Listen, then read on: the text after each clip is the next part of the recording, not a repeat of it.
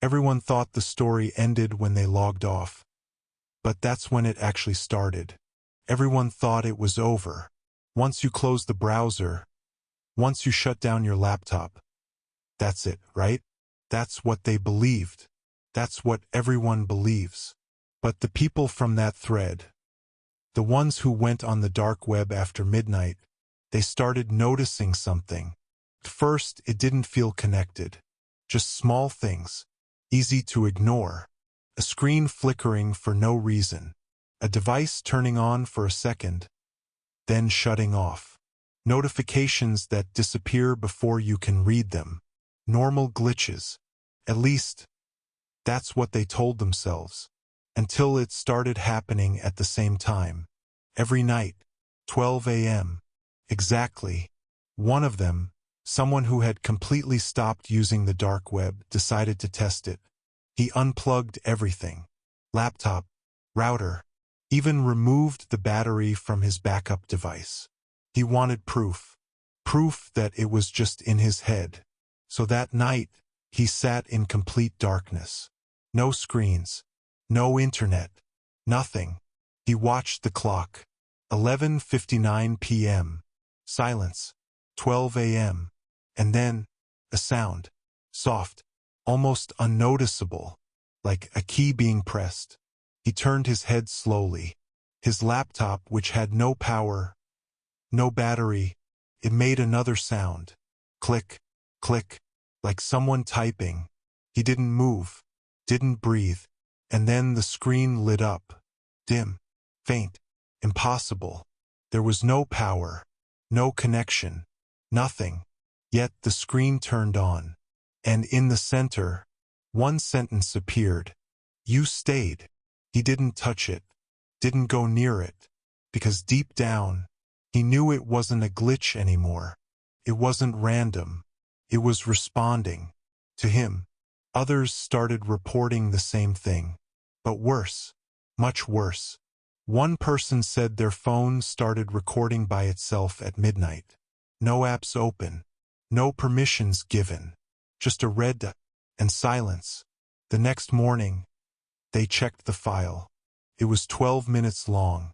The entire video was black. No sound. Nothing. Until the last 3 seconds, where something moved. Close to the camera. Too close. Like someone leaning in. Watching. Another person said their smart TV turned on in the middle of the night. Static. Just static. But if you looked closely, there was something in it. A shape. Barely visible. Like a figure trying to come through. But the most disturbing story came from someone who never even clicked any links. He only read the thread. That's it. No downloads. No dark web access. Just curiosity. Just reading. And that was enough. Because a few nights later, at exactly midnight, he heard something from his hallway. A soft dragging sound. Slow. Deliberate. Like something moving across the floor. He thought it was nothing. Maybe the wind. Maybe his imagination. Until it stopped.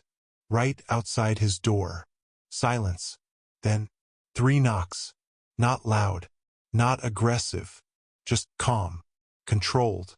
Like whoever or whatever was outside wasn't in a hurry. He didn't open the door. He couldn't. Because something in him knew. If he did, that would be it. The knocks never came again. But every night after that, at 12:00 a.m., his devices would turn on. One by one. Phone, laptop, TV, all at the same time. And on every screen, the same message. You saw us first. That's when people started connecting everything. It wasn't about clicking links.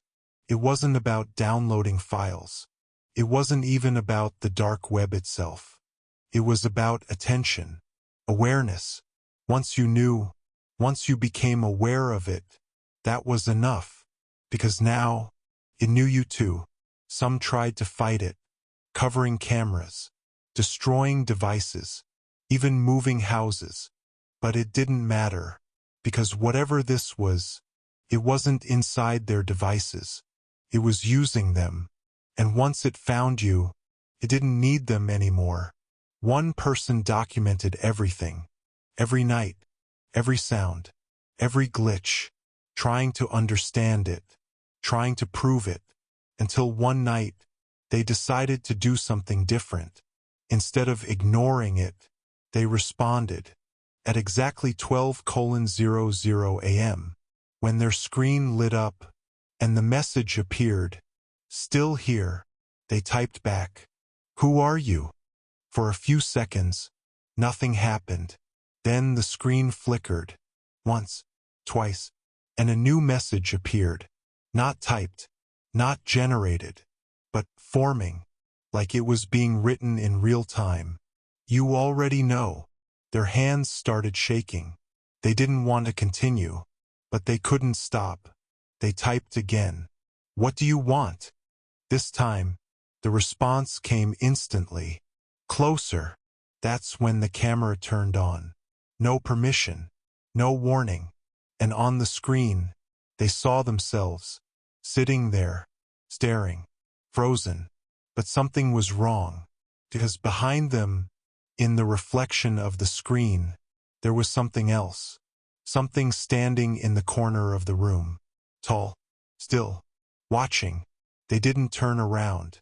They couldn't, because they already knew. If they did, it wouldn't be in the reflection anymore. It would be right there, with them. The next day, their account disappeared. Their posts erased, like they never existed. And after that, the reports stopped. No more messages. No more stories. Nothing. Just silence.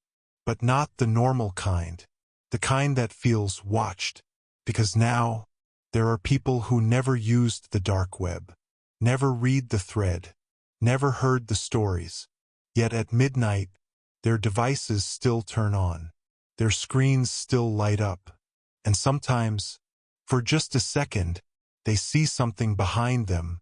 Not clearly, not fully, just enough to know it's there, waiting. Because the truth is, it was never about the dark web. That was just where people first noticed it. But now, it doesn't need that anymore. Now it knows how to find you. Without links, without clicks, without permission. Just one thing is enough. You, being aware. And if you're hearing this right now, if you're still watching, then you already did the one thing that connects all of them. You listened. And tonight, when your screen lights up, at exactly midnight, and you see something move, just don't turn around.